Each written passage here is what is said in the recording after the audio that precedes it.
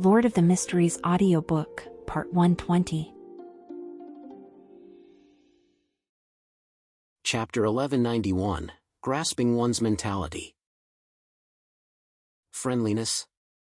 Upon hearing the World Gehrman Sparrow's question, Force nearly doubted her ears. The image of Mr. X's head that was put together, leaving it covered in cracks, crevices, and blood surfaced in her mind. Just as Force was deliberating over her words, Audrey glanced at her and smiled at the World Gehrman Sparrow. To let the Abraham family sense your friendliness, it isn't about what you do, but what Miss Magician writes in her letters. That's right, unless I appear directly in front of Miss Magician's teacher, his understanding of me will only be limited to the various rumors and things that Miss Magician tells him. As long as the story she tells is good enough, even if it doesn't fit the actual situation, it doesn't matter.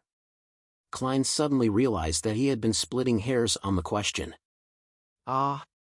Force was somewhat enlightened by Miss Justice's words, but she didn't fully understand it. After looking at the hermit, the star, and company, Justice Audrey said to Force, "You need to convey Mr. World's friendliness to your teacher. For this, you can fabricate some stories and not tell him the truth." "Then what should I say?" Force asked for advice. This wasn't because she wasn't good at making up stories. On the contrary, this was what she was most adept at. However, the problem was that writing a novel that was well received was different from a story that could convince people. If she could get a senior psychologist's advice on the latter, it would undoubtedly be easier. Audrey had already thought of the details of the letter before she opened her mouth. She replied unhurriedly, "It's obvious that your teacher has already noticed that you've rapidly advanced, and because of Mr. X's death and all sorts of sensitive issues, he has a certain level of doubt and vigilance regarding the Beyonder circles that you've participated in." "Yes." Force nodded indiscernibly in agreement with Miss Audrey's judgment. If her teacher, Dorian Gray Abraham, was careless, he wouldn't have been able to survive to this day.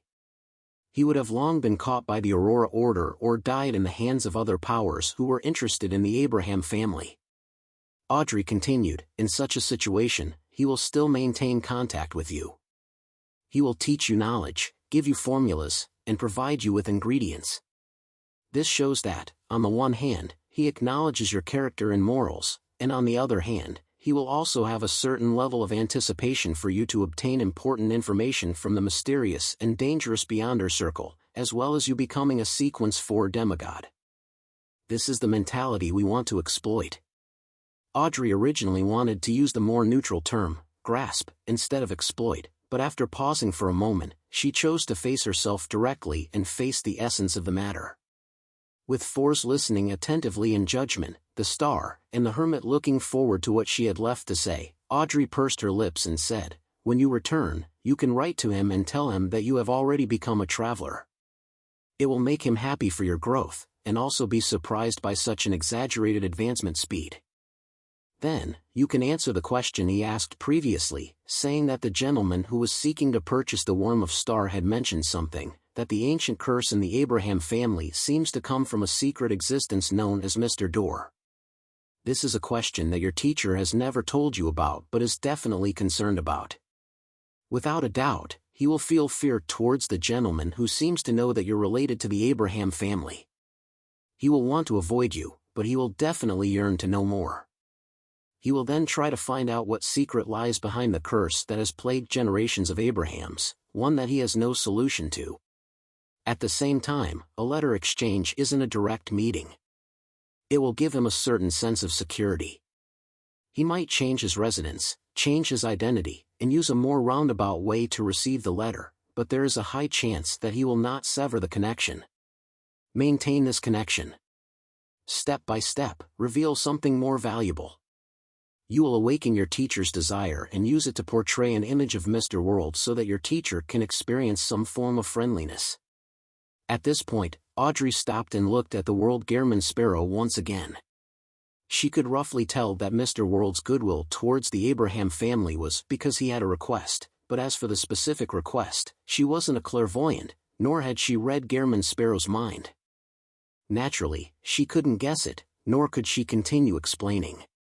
Klein nodded and said with a hoarse smile, "After we establish this kind of indirect connection, I might ask your teacher for a transaction and use the promise of breaking the curse to exchange for certain items of value." Through demonestricy, he had already grasped the solution to the Abraham family's curse. However, he didn't plan on exchanging it for the Planeswalker potion formula or a Grade 0 sealed artifact. On the one hand, the difference in value was too great, making him feel guilty. On the other hand, he didn't want to bring a dangerous existence like Mr. Door back into the real world. It was being irresponsible to himself and the innocent. He was thinking of another way to make the curse of the Abraham family disappear to a certain extent. In other words, it might still exist, but it wouldn't affect the normal lives of the Abraham family and provide a certain range of improvements. Is that so? Mid to high sequence beyonders in the mind domain are really impressive. She can make people follow her arrangements without realizing it. Compared to when we first met, Miss Justice has seemed to undergo a complete metamorphosis.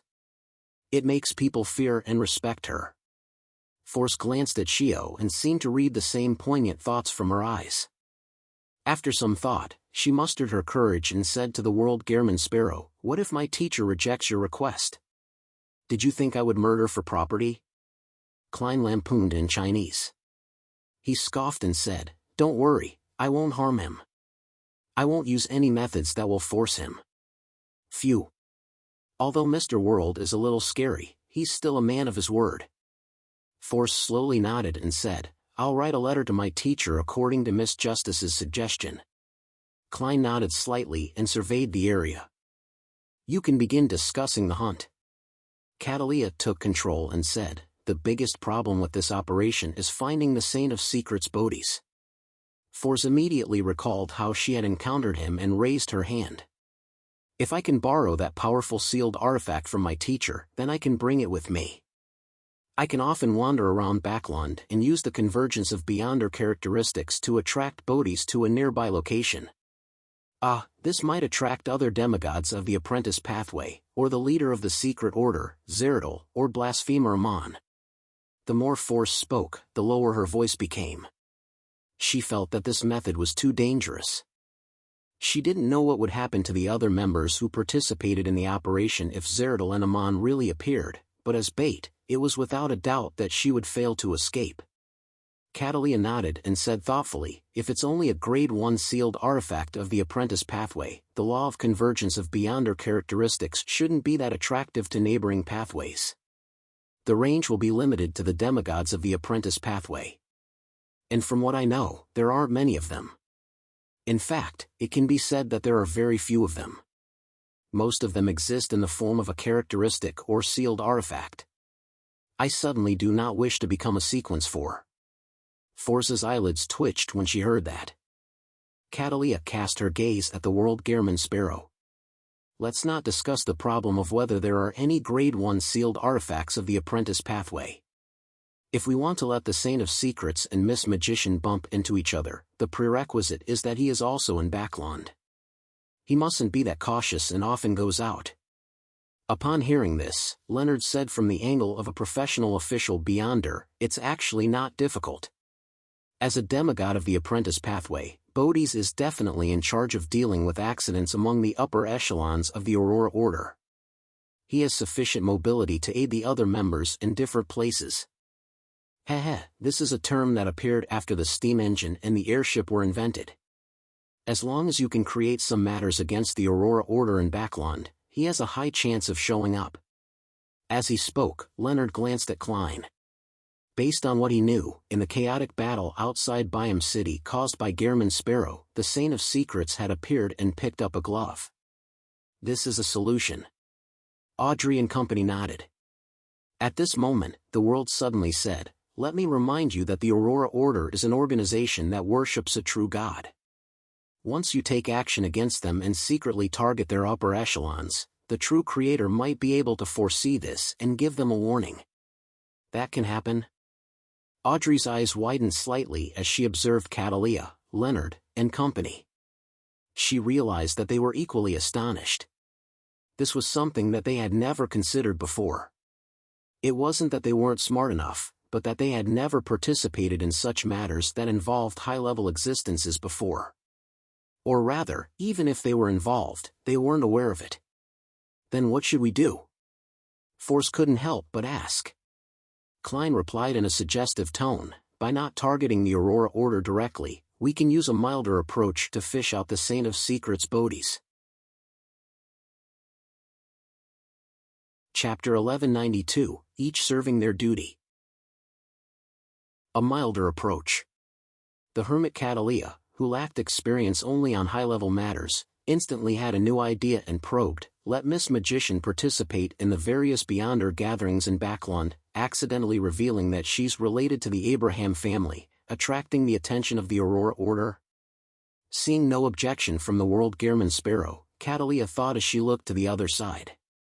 How we can make this matter appear reasonable without arousing suspicion, how to design the steps and procedures needed to expose herself, and how to lay the foundations at each one of the gatherings, these might require your help, Miss Justice.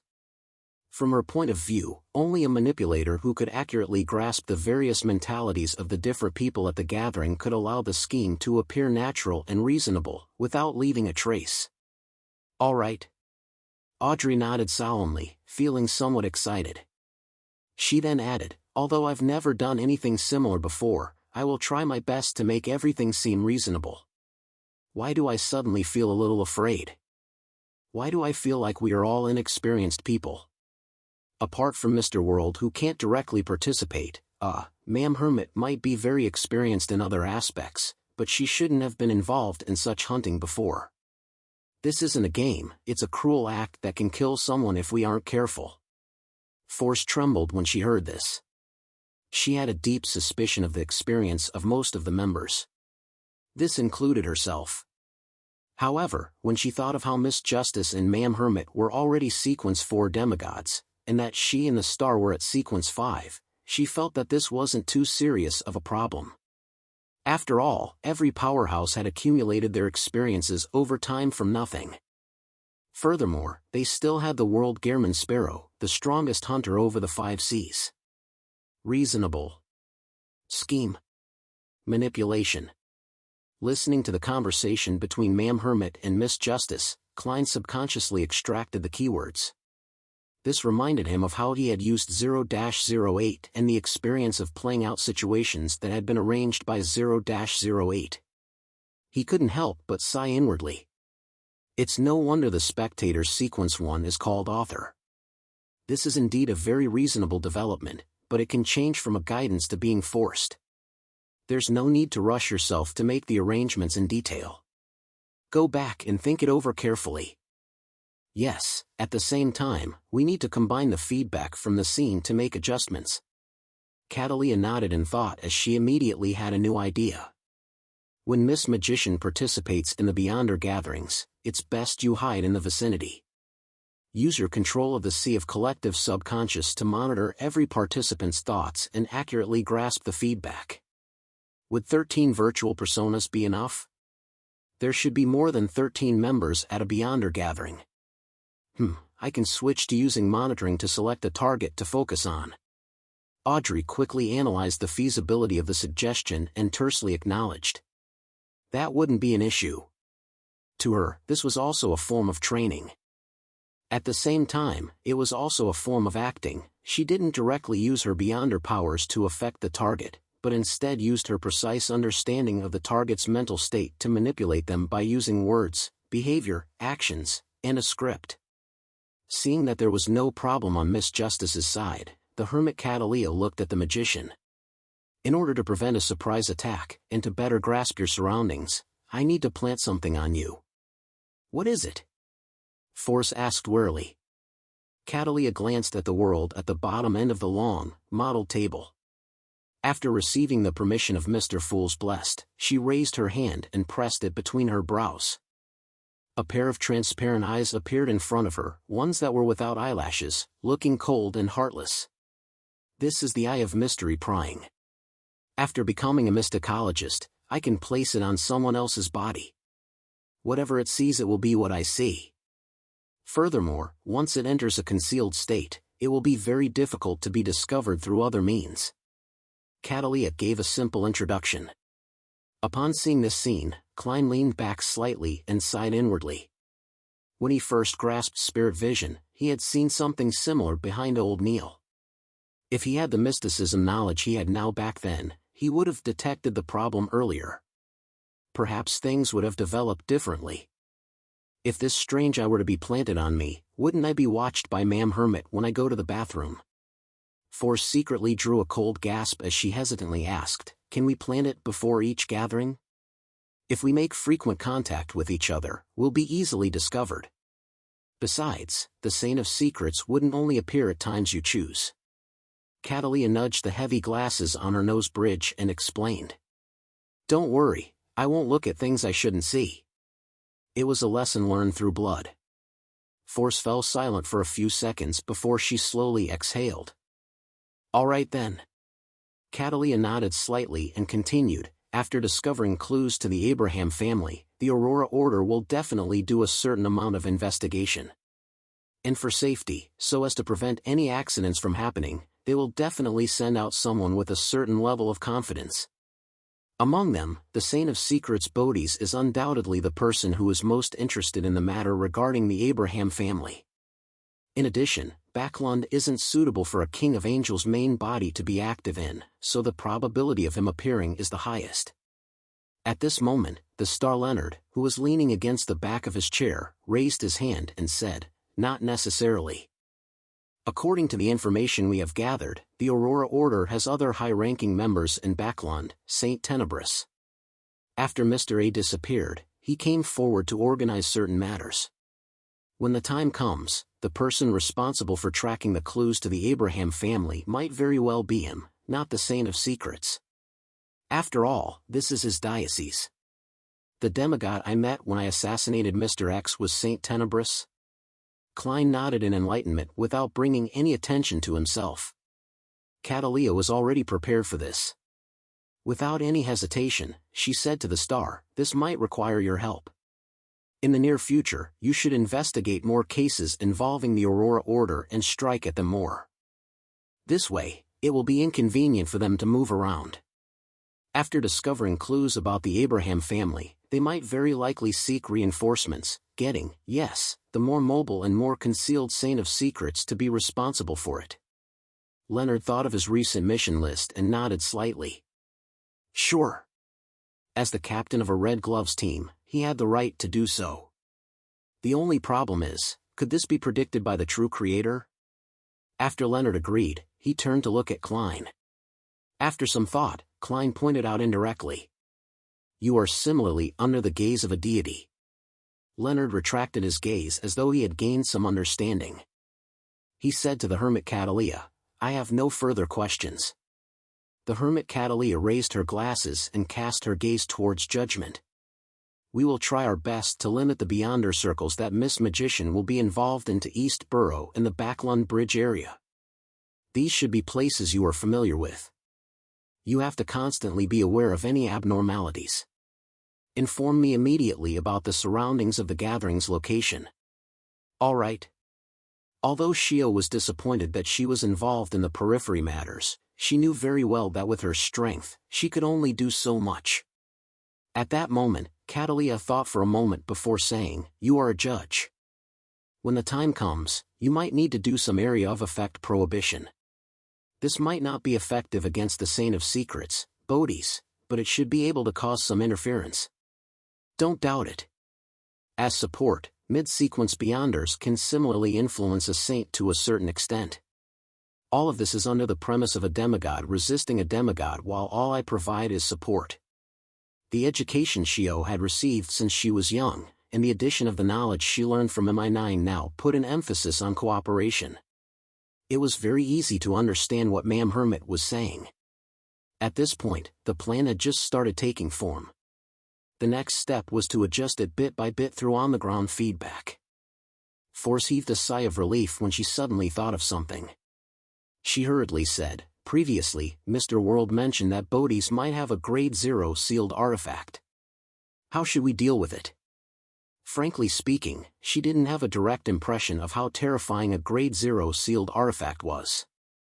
This was because she had never encountered one before and had never seen anyone encounter it before. However, she had experienced the Grade 1 sealed artifacts that Gehrman Sparrow had borrowed from Mr. Fool. She knew how terrifying it was, and with a Grade 0 sealed artifact being one grade higher than a Grade 1 sealed artifact, it was obvious how potent one was.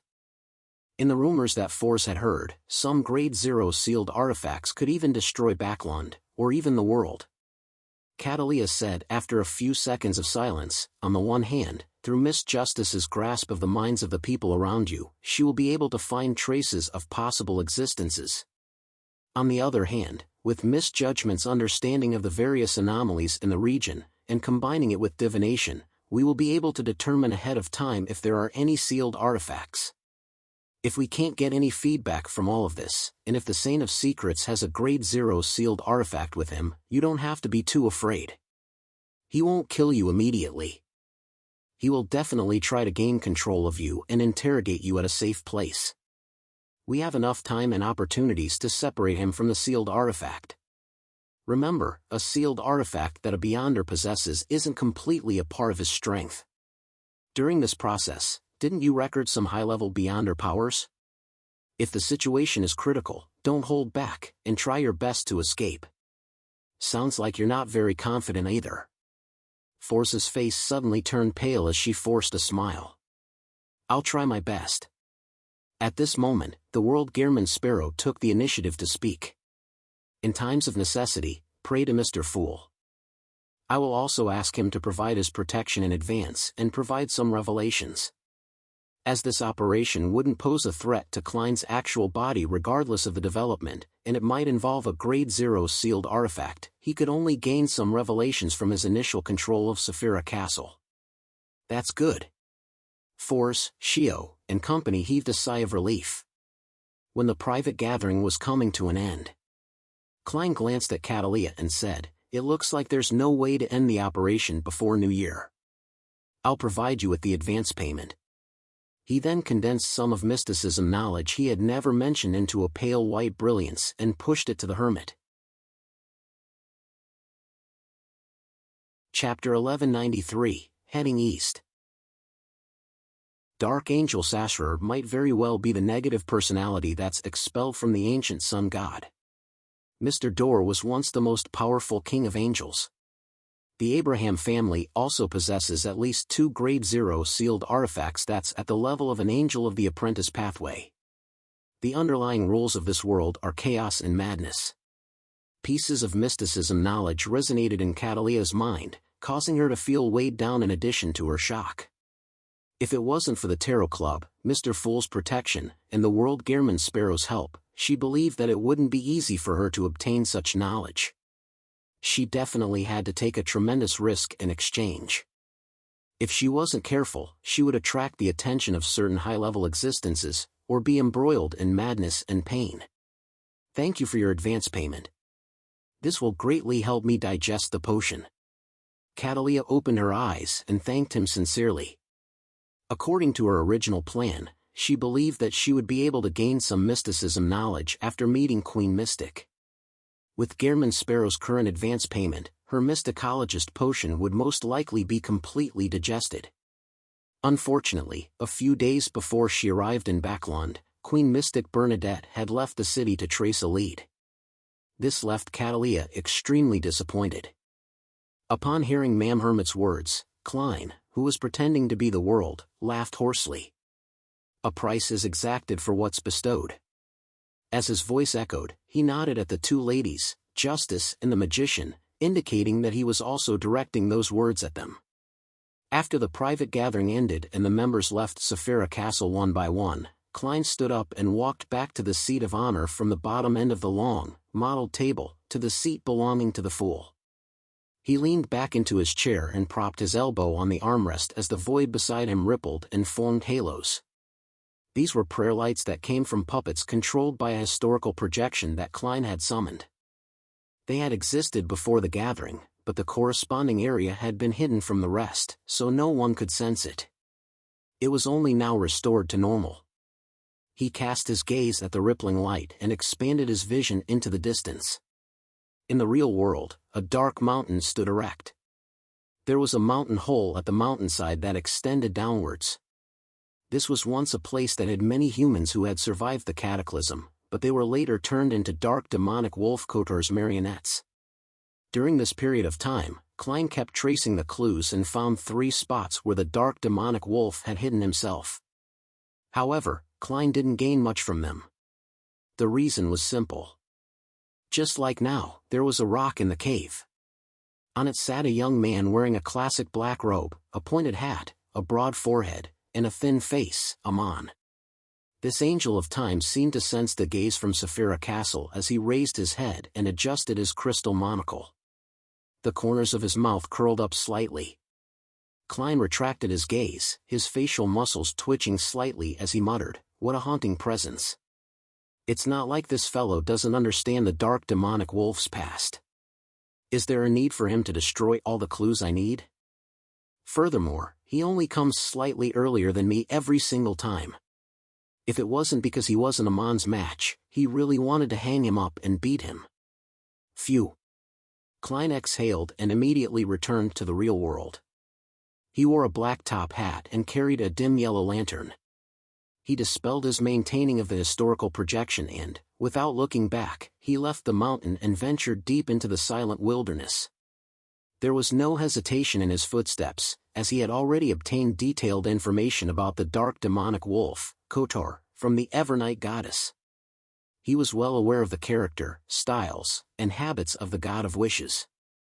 The reason why he was still searching for the dark demonic wolf's past was mainly because he wanted to verify the information. After all, the East Continent had been in the forsaken land of the gods for more than 2,000 years. The dark demonic wolf had escaped the Evernight goddess's attention for a sufficiently long period of time, so it was very likely that some abnormalities and changes in character would occur. If he made a plan following the intelligence provided by the Evernight goddess, there was a small chance that he would make the mistake of launching a surgical strike using an outdated map. Under the tremendous pressure from the true creator and Amon, the chances of the dark demonic wolf transforming isn't low. Perhaps it has even turned abnormal or half-mad because of the excess stress. Klein couldn't help but lampoon inwardly. The words dark demonic wolf could actually be switched to Klein Moretti or Zhou Mingrui ad verbatim. It just needed to be said in future tense. The other reason for his persistence in pursuing the dark demonic wolf's past was that he was trying to fool Amon, making it difficult for him to guess that he had already grasped the key information. Of course, this might not be able to deceive the god of deceit. His main goal was to obtain a victory of the mind, so as to adjust his mental state that was overly stressed. This allowed him to reduce the frequency at which he sought Miss Justice's treatment. Well, from the looks of it, the dark demonic wolf still maintains its clarity and rationality in the late second epoch. It wasn't as violent as when it first fused with other Beyonder characteristics, bloodthirsty, crazy. His most important personality appears to not have changed, ever so suspicious. He doesn't even trust his own marionettes. Once he decides to migrate, he would leave all the marionettes that he had before and sever all connections. Also, the dark demonic wolf seems to have migrated from the east over here. As he thought about it, Klein came to an abrupt stop. Under the darkness that was void of stars and the crimson moon, he cast his gaze in a particular direction by relying on his spiritual intuition. His expression gradually turned solemn as he raised his right hand and pressed on his silk top hat. Then, he adjusted the direction he was heading in and walked towards where his eyes were trained at. That was the east. In the endless darkness, the lantern in his hand cast a lonely shadow.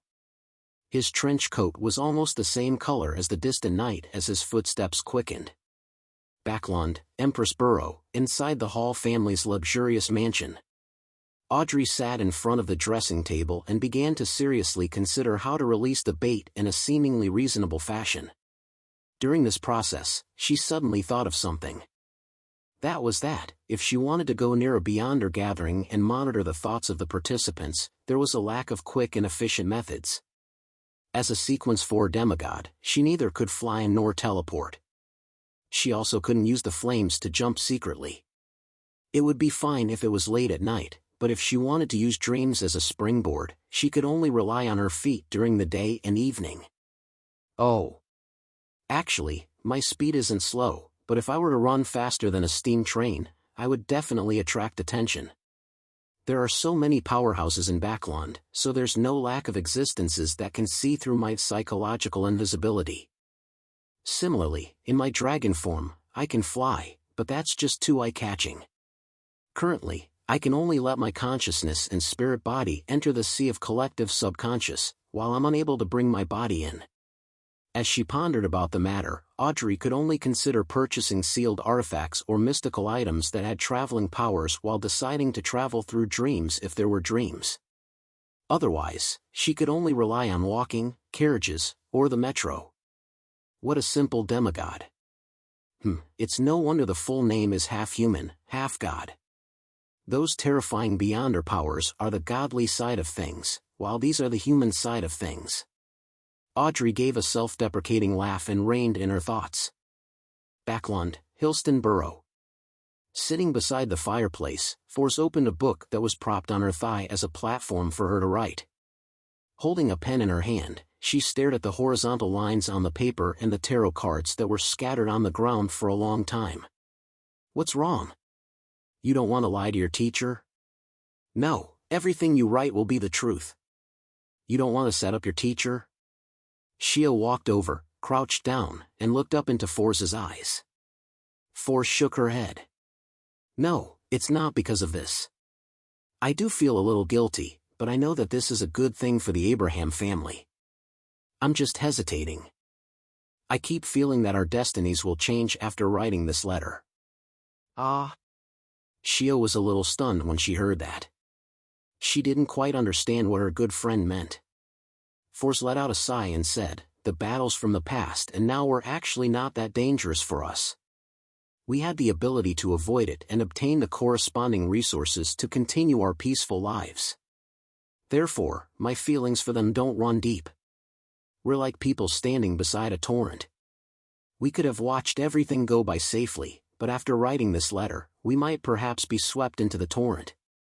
Shia listened quietly. She opened her mouth and pursed her lips. If not for this, do you think we can avoid the torrent of fate? As she spoke, she picked up a tarot card from the ground. The surface of the card depicted an angel blowing a trumpet and the deceased. Judgment card.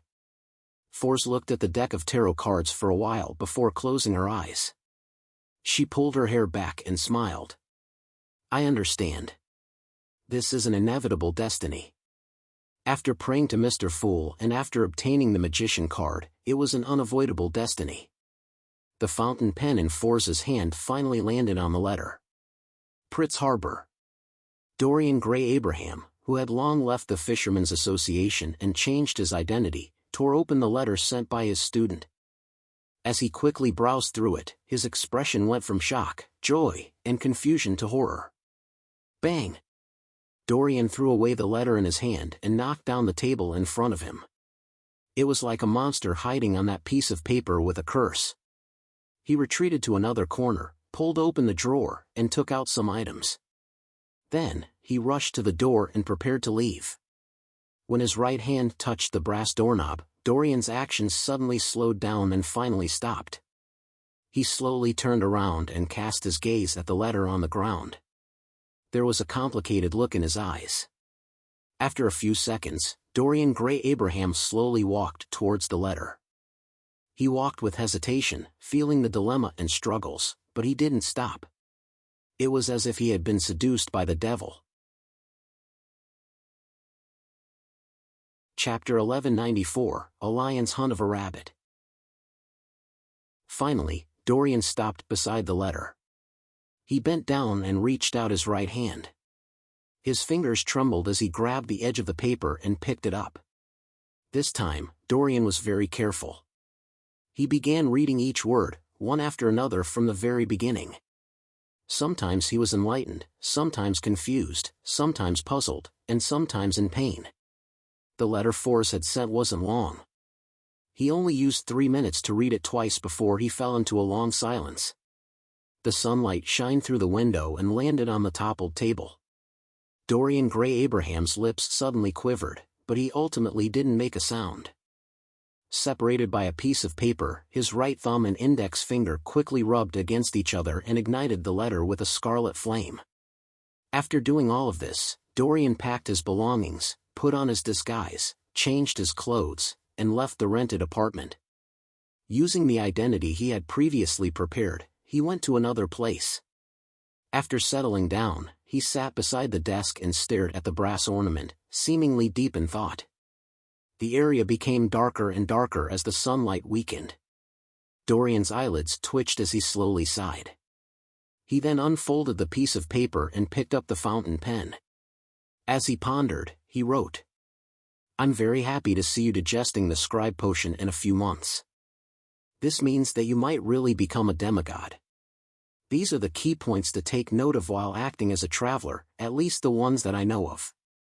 However, you have to remember that everyone's personality is different. There will always be some differences in acting in real life, so you can't copy blindly. This doesn't mean that the acting principles of others are wrong, but that it might lead to a huge conflict in your heart, affecting your mental state. Sometimes, you can make appropriate adjustments to slow down the speed at which the potion is being digested, but it will only be beneficial to you. You have to remember, acting is a tool, not something to lord over you. I look forward to the day you completely digest the traveler potion. I will prepare the corresponding ingredients in a present for you. I'm very interested in the matter of the Abraham family's curse mentioned by that gentleman. I think you should have noticed long ago that I have done a certain degree of research on such matters. Otherwise, you wouldn't always ask me about such matters. I hope you can continue to learn about this matter at a deeper level." After writing the reply, Dorian Gray Abraham closed his eyes and quickly folded the paper. January 1351, Backlund's New Year was much bleaker than before. In a basement in Westborough, there were a few candles flickering with yellow flames, illuminating the surrounding altars, chairs, and round tables. At the edge of the light, in a place that was extremely dark, a figure appeared indistinct. At times, it would sway, sometimes stretching into a thin entity that didn't have any thickness. It was like a shadow that came alive. Suddenly, the figure said in a deep voice, "You arrived earlier than I expected." Beside the candle, a figure quickly appeared in the spot illuminated the greatest by the light. It was a man dressed in a mysterious black robe. His brown hair was slightly curled, and his dark, deep eyes seemed to contain countless objects. He was none other than one of the 5 saints of the Aurora Order, the Saint of Secrets, Bodis. Bodis smiled and said, "To me, distance is not a problem." He pulled a chair and sat down before saying to the long and narrow shadow, "Have you investigated thoroughly? Did you find anything unusual?" The shadow that nearly slinked into the shadows answered in a low voice, "There aren't any problems." "Really?" At the confirmation of the question, Bodis instinctively had doubts. "Kisma, could this be a trap?" The Aurora Order's Saint Tenebris, Kisma, slowly shook his head and said, "The target is very careful. It's definitely not a case of deliberate exposure. If she wasn't seeking to purchase an ancient wraith's cursed item, we wouldn't have been able to sense that she might be related to the Abraham family." Saint of Secrets Bodis seemed to be in thought as he said, "An ancient wraith's cursed item. This is one of the main ingredients of scribe. I remember that the Abraham family does have a spare Asmon's brain.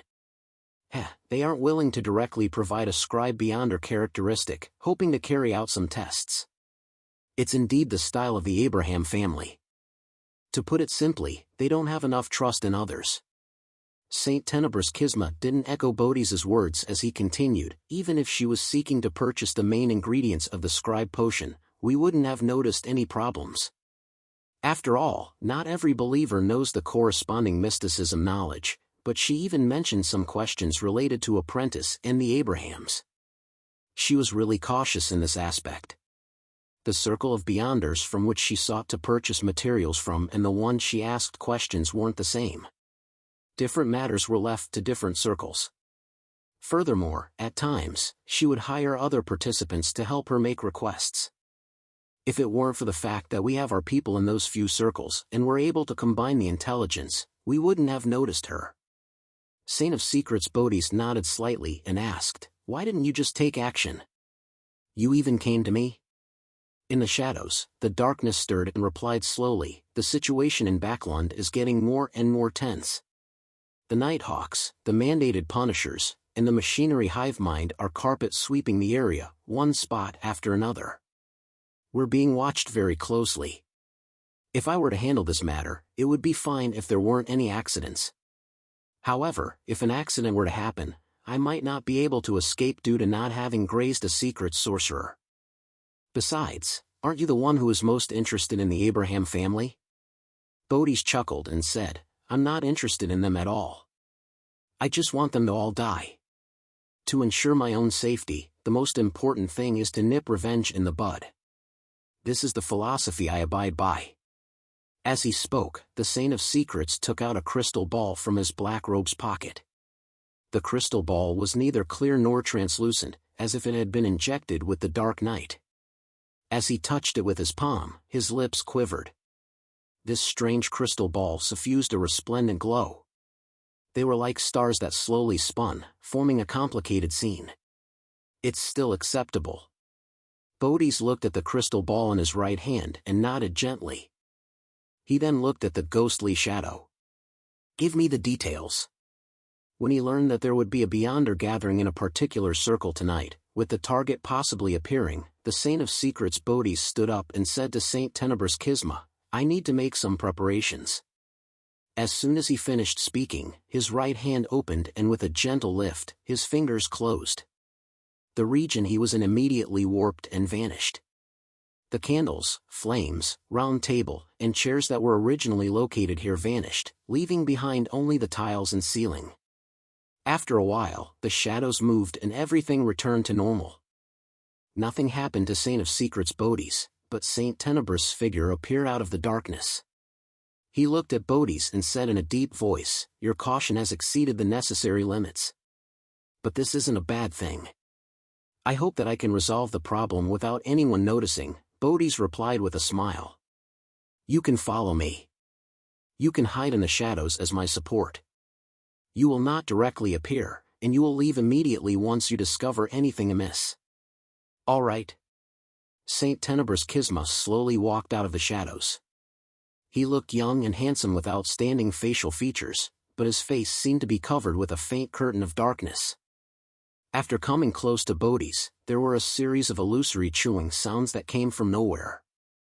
The chewing sounds and the sound of digesting could be heard, as well as undisguised evil and hunger. This made the demigod shudder involuntarily.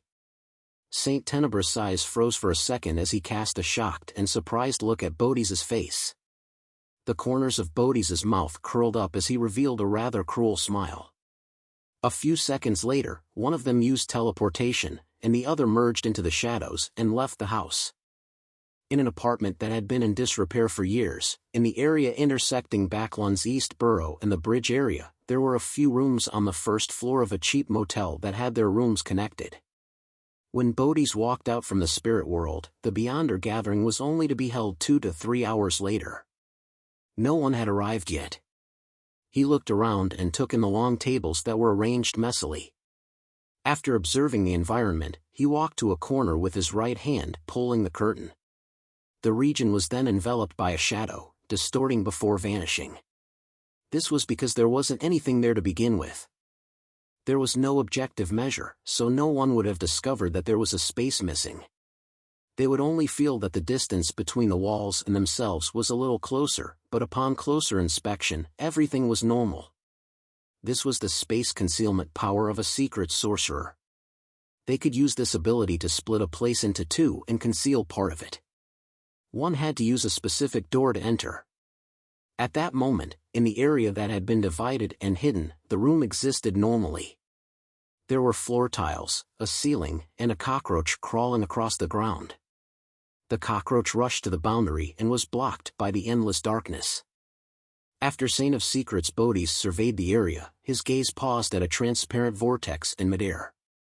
This was the door. Every hidden space would definitely have a door.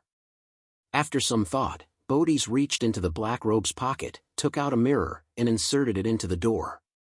The mirror twisted and quickly reflected the scene in the outside world. There were chairs and long tables randomly strewn around. The place was empty. In this way, Bodhi's used this mirror to monitor the Beyonder gathering's venue. Seconds changed to minutes as the Beyonders dressed in various disguises arrived. One of the hooded figures habitually chose a corner near the window. She took out a palm-sized notebook and casually flipped through a few pages, as though she was revising the main points of her questions or checking if she was fully prepared. And behind her to the side, there was an ordinary mirror embedded in the wall. Chapter 1195, Grade 0. In the region that had been concealed, the Saint of Secrets, Bodhi's, narrowed his eyes slightly as he recognized Lamino's travels. This made him no longer have any doubts about the intel provided by Saint Tenebrous Kisma. He recognized this notebook and knew that it was a mystical item that the Abraham family placed great importance on.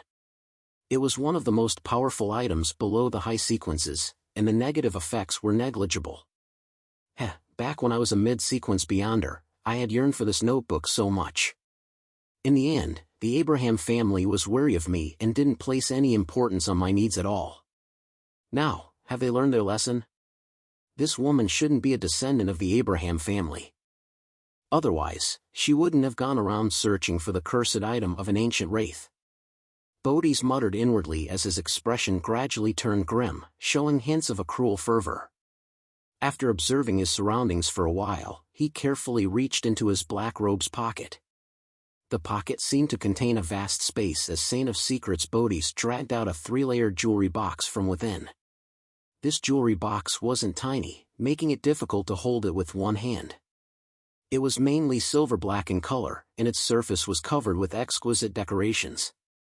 There were rubies, emeralds, sapphires, and diamonds embedded in it, making it look rather luxurious. As he held the jewelry box in his hands, there was a hint of panic and fear in his expression. It was as if he was facing the abyss or listening to an evil god's ravings. The gathering continued as usual. Force put away Lamino's travels and focused on listening to the participants, as though she was seeking some answers.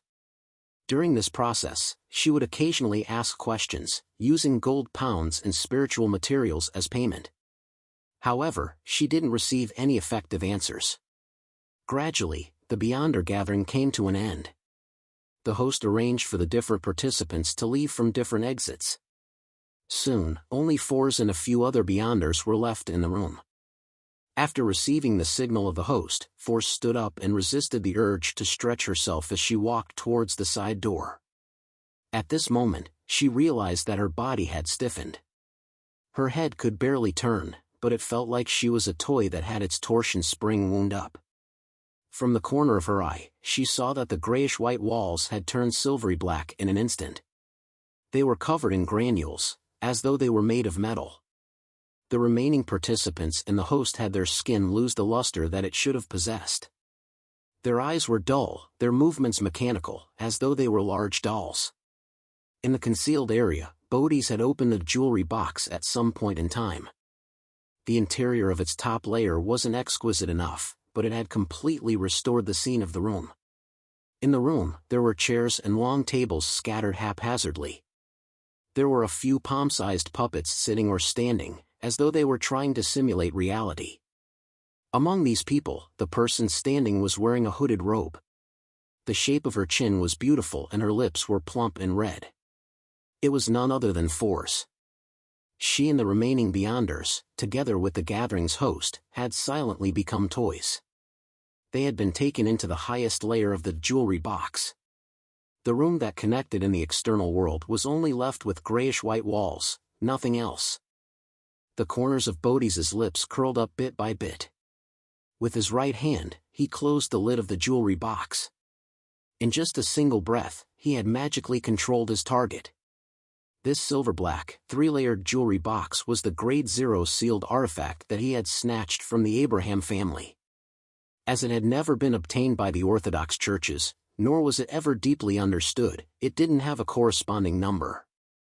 According to what Bodhi's knew, this jewelry box originated from an Abraham family angel from the 4th epoch. He enjoyed roaming the cosmos and heading to different places in the vast universe. However, once, when he returned to his family to rest, he died silently in his palace. His face was filled with fear, and his expression was twisted as if he had seen something extremely terrifying. A true mythical creature, one that could be considered a subsidiary god in the second epoch, had actually died silently without causing a stir. The death was extremely bizarre. The beyonder characteristic he left behind combined with his corpse, forming the jewelry box that was quite different from the other kind of sealed artifacts.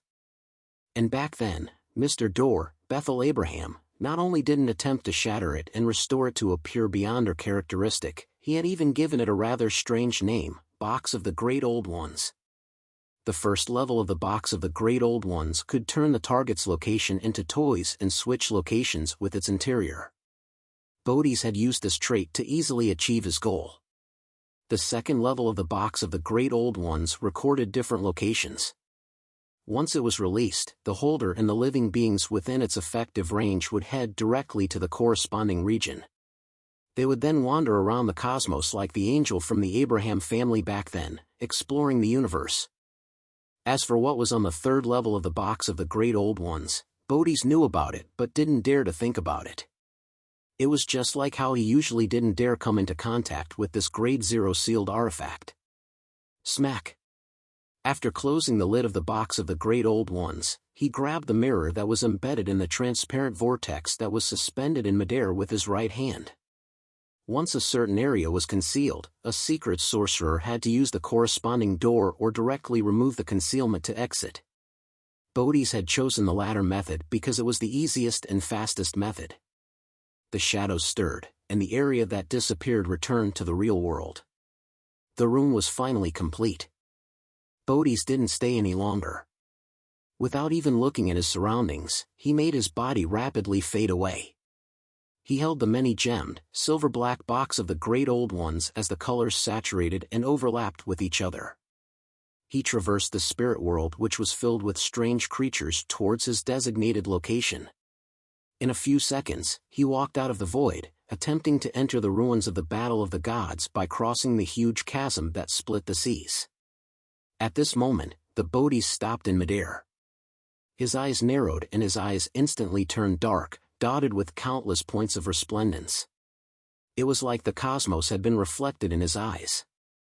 The gravel formed by the stars spun rapidly, causing the cracks at the bottom of the sea to rapidly turn incorporeal, causing everything in front of him to shrink and condense into a wavering orange flame. This flame extended from the tip of a matchstick as it was extinguished. Everything that Bodhi's had experienced after removing the concealed space was an illusion. He remained rooted to the ground. And the source of this illusion was the burning matchstick. The matchstick was held by a fair-skinned palm, and the owner of the hand was a woman wearing a purple-patterned black robe and a hood. She was sitting on a carriage that was halfway through the wall, formed from a gigantic pumpkin. Pulling the carriage were a bunch of gray rats. This was none other than Catalina, but her appearance, image, and bearing had changed. This was the power she gained from the magic of Cinderella. The core beyonder power of the Mystery Prior Pathways Sequence for Mysticologist was called Mystical Reenactment, fully expressing the saying, knowledge is power. To put it simply, a mysticologist could draw power from different mysticism knowledge they grasped, and create all sorts of magic or witchcraft. As for the corresponding mysticism knowledge, the less that was known by others and the less it spread, the more powerful the spells became. The contrary could also be established. Once some knowledge and legends were known to many and no longer mysterious, the magic or witchcraft created by drawing on its powers would become almost ineffective. Catalina had no idea why the queen could create all kinds of magical powers that were rich in magical colors from the private fairy tales that Emperor Roselle had told her, but that didn't hinder her learning and usage of them. After all, she had heard of those fairy tales from Queen Mystic. The magic she had used it to temporarily transform and disguise herself was called Cinderella. The magic that threw Saint of Secrets Bodhi's into an illusion was the little match girl. With that, she had used it to stop the other party from teleporting away, creating an opportunity for the battle that would follow. Just as Bodhi's had extricated himself from the hallucination, the Cinderella who was sitting in the pumpkin carriage placed her foot on the ground and spread out her arms, causing a huge cross to appear behind her. As for Catalina, she seemed to be carrying an illusory object. In the empty room, candlelights lit up, one after another, illuminating a long table covered with flesh and blood. Around the long table were three extremely blurry figures holding the globs of flesh as they constantly devoured the food. As if sensing something, the three figures turned their heads at the same time and looked at Bodhi's. This saint of secrets' heart raced as he felt a chill rush out from deep within his soul. He then heard illusory gnawing, chewing, and digesting sounds. He could feel the undisguised malice and hunger. Bodhi's eyelid twitched. He hurriedly lowered his head and cast his gaze at the box of the great old ones in his hand. The silver-black box had opened itself without him realizing it at some point in time. The magic that Catalina used was called the Feast of Betrayal. It stemmed from the mysticism knowledge she learned of the ancient sun god's death from the Tarot Club. Its purpose was to temporarily awaken or imbue the target with intelligence, allowing them to commit a betrayal. Without a doubt, the effects of encountering a sealed artifact that was filled with malice towards the owner would be excellent. However, if not for the fact that she had obtained the protection of Mr. Fool at every gathering they monitored, Catalina wouldn't have dared to use this magic. Once the three main leads of the betrayal feast sensed it, she would definitely die for obscure reasons. She wouldn't be able to resist her death and would die an abnormally horrifying death. Therefore, mysticologists were definitely individuals with high risk. Their strength came from walking the edge of the abyss, coming from things they shouldn't have seen or heard. In comparison, Queen Mystic, who could create magic from her father's private fairy tales, was much safer than other mysticologists at the same tier. Chapter 1196, The Ugly Duckling. When opening the first level of the box of the Great Old Ones, the long table, chairs, fours, and the others were like dolls. They were either still or motionless. Otherwise, under the power of torsion springs, they made repeated simple movements. Upon seeing this scene, Bodhi's hair stood on end. For some baffling reason, he felt that he was about to join and become one of them. He instinctively wanted to react to the Grade Zero sealed artifact in his hand, but he saw the hooded, purple-robed woman retract her right hand and hold it to her mouth, slightly clenched. A dark color instantly formed in her palm. It was an ancient bugle with a charm that appeared very heavy and powerful. The horn of magic, the horn of destruction. Bodhi's pupils dilated as he lacked the luxury of time to deal with the box of the Great Old Ones. He grabbed forward with his right hand, as though he had raised an invisible screen that shielded the void. The area he was in was distorted once again. He disappeared and was concealed. Woo! The horn in Catalina's hand let out a soft hum. It echoed in the room but didn't extend out of its confines. With the sound waves overlapping, the shadows shattered and the ground cracked. The space that had been concealed by the Saint of Secrets was like a thick piece of glass that had been struck by a sledgehammer. Countless cracks appeared and intertwined with each other. Elsewhere, a towering knight in full black armor appeared out of the shadows. He held a long broadsword, and two dark red beams of light glimmered in his eye sockets, Saint Tenebrous Schisma. Woo! Once again, Catalina blew the horn. Everything in the room seemed to freeze into a translucent amber. Silently, the amber broke apart, and even the black-armored knight fell to the ground like a mirror, shattering into small shards. The distorted region returned to the real world. However, Bodhi's also managed to grab the gaps between the two horned blows as he created numerous illusory doors to appear around them. Some of them were double doors that opened outwards, some were deep and recessed, some were covered in mysterious patterns, and some were hollow in the middle, allowing one to vaguely see the boundless darkness behind them. The illusory doors were in bountiful numbers, densely packed, and overlapped together, almost enveloping the Saint of Secrets.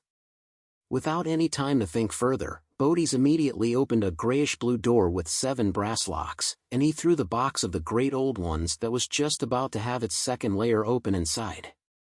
This was a secret sorcerer's exile.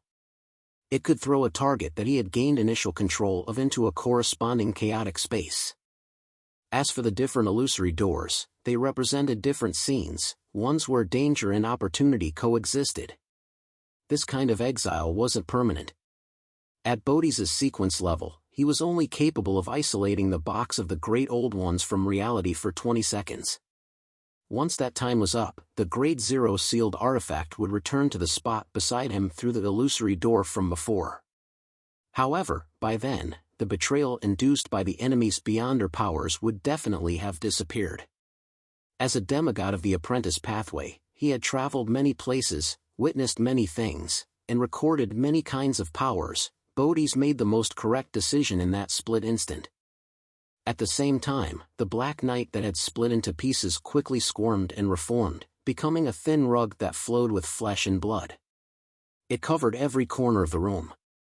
As a cult that could only survive in the shadows of reality, the Aurora Order might have many lunatics, but they were used to doing things to conceal themselves so as to prevent themselves from attracting the official Beyonders before their goals were met. Of course, once the matter was in its final stages, they would definitely proclaim their existence openly. In addition, Saint Tenebrous Schisma had done so in hopes of obstructing the possible enemies that were hiding outside to a certain extent. This allowed a separation of the battlefield. When a layer of flesh grew out from the floor, walls, and ceiling, a twisted black shadow rose up from the corner. This was one of the souls that Saint Tenebrous Schisma had grazed. It was a powerful vampire from the Forsaken Land of the Gods, a Sequence 4 Shaman King of the Moon Pathway. If the shepherd's grazed target was a demigod, he could release it directly due to the existence of its corporeal spirit body. However, there only one could be released at any one point in time unless the corresponding shepherd had already become a Sequence 3 Trinity Templar. Seizing the opportunity that the horn in the female demigod's hand was dissipating, the twisted Shaman King reached out and dug out one of his eyes, a bright red, illusory eye. The eye shimmered with a bright, crimson glow as it instantly illuminated the entire room, as though the crimson moon had descended. Its pupil reflected the woman wearing the purple-patterned black robe and a dark-colored hood. Immediately following that, the Shaman King clasped the hand which was holding his eye, letting the crimson moonlight become completely devoured by darkness. A deep darkness appeared around Catalea as the solidified darkness bound her to the spot. It froze the scene. Upon seeing this scene, Bodhi's took a step forward, phasing behind his enemy instantaneously. Performing one blink followed by another as a total of 8 figures dressed in black robes appeared around Catalea. These weren't avatars he created, but afterimages he left behind due to his blazing blink. Some of them released lightning storm, while others condensed a blinding white spear. Some were covered in black armor as they slashed out a heavy broadsword that could appear capable of slicing through anything. Different figures with different powers either attacked or created a form of control, but their target was one and the same, Catalea. There was almost no pause in between their actions. When Bodhi's figure blinked to another corner, he quickly turned transparent as he was on the brink of disappearing. He had no intention of killing the enemy, as this was Backlund. Also, the commotion created from their battle couldn't be suppressed any further. Once it affected the outside world, official angels might descend. The reason why he had first launched a series of counterattacks before teleporting away was because he wanted to suppress the enemy and prevent her from interfering with his and Saint Tenebrous Schisma's escape. This was a very reasonable strategy. However, a few seconds ago, in a room on an upper level of the old apartment, Shio had learned of all the changes in the venue through Miss Justice's mind voice. Although she was worried and anxious, she didn't panic at all. She followed the plan and jumped down from the window, somersaulting in midair as she pointed at the targeted area. Teleportation is prohibited here. After doing this, she immediately distanced herself from the apartment to prevent the friendly demigods from being distracted. With this interference, the Saint of Secrets, Bodhi's, failed to successfully enter the spirit world. A rusty, abnormally heavy door appeared in front of him as it tightly sealed the path. To Bodhi's, an illusory door of this level wasn't able to stop him from leaving at all. He could open the door once he made some adjustments. But at this moment, something anomalous had happened over at the female demigod in the purple-patterned black robe. Silver light appeared in Catalia's eyes. They connected together like a mysterious giant snake. This was brief luck, derived from the knowledge she had obtained when analyzing the blood of a snake of fate. Regardless of the terrifying lightning, burning white spear, or the slash of the Black Knight, none of them hit the target. Catalia seemed to be standing at the eye of the storm. No matter how dangerous the surroundings were, she was unaffected. Those attacks and the attempts at control either narrowly passed her by or were cancelled out by friendly forces. They were unable to achieve the desired effect, and they even helped her weaken the dark shackles. Instantly, Catalia bowed her back slightly as white and illusory feathers grew out of them. They didn't belong to an angel, but rather, a swan. The ugly duckling had become a swan. As for what a swan was, to a Sequence 4 demigod, the answer was obvious. It was an incomplete mythical creature form. And the ugly duckling could also become a swan. This was a powerful magic that could allow a mysticologist to reveal their incomplete mythical creature form once a day, with each instance lasting 10 seconds. The surface of Catalia's body immediately cracked open as flesh and blood gathered inside, forming eyeballs with clear blacks and whites. The countless eyeballs coldly scanned their surroundings, as though they were manifestations of multifarious knowledge. As such, the figure that bore their weight turned into a black blob that was even more abstract in a higher spatial dimension. Upon seeing the densely packed eyeballs, Saint of Secrets Bodis and Saint Tenebrous Kisma felt dizzy. A knowledge storm took form in their minds. The layer of flesh and blood that enveloped the entire room began to tremble slightly. Some dripped down, while others squirmed intermittently. At this moment, an unimaginable aura pierced through the barrier formed from flesh and blood, pouring into the first floor of the dilapidated apartment and enveloping every corner of the apartment.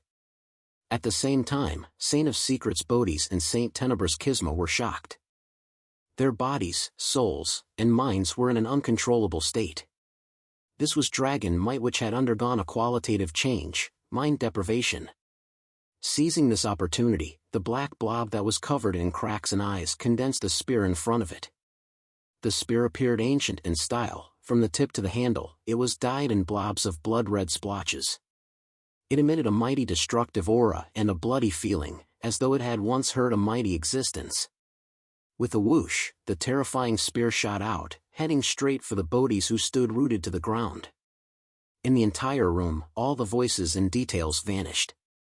Even the dragon might that filled the room suddenly disappeared, leaving behind only the bloody spear tip and Bodhi's body, as well as the constantly shrinking distance between them.